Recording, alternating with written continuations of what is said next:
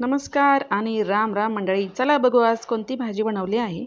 तर आज मी बनवलेली आहे कारल्याची मस्त अशी चमचमीत भाजी. चला अगदी सोपी आहे आणि ही आपण एकदम सोप्या पद्धतीने बनवणार आहोत.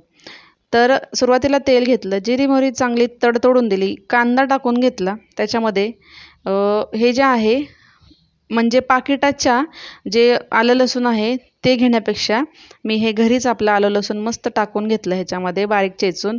टोमॅटो टाकला, कोथिंबीर टाकली, थोडे मसाले टाकून घेतले आणि हे जे आहे कारलं मी थोडंसं बॉईल करून घेतलेलं आहे आणि त्याच्यामध्ये हा मस्त असा गुळाचा खडा टाकून दिला, जेणेकरून कारलं मस्त गोड असं छान आंबट अशा प्रकारे होतं.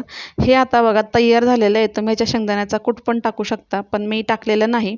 तर अशा प्रकारे आपली मस्त ही कारल्याची भाजी तयार झालेली आहे. चला पटकन चॅनलला सबस्क्राईब करून घ्या. अशाच छान छान रेसिपी आपल्या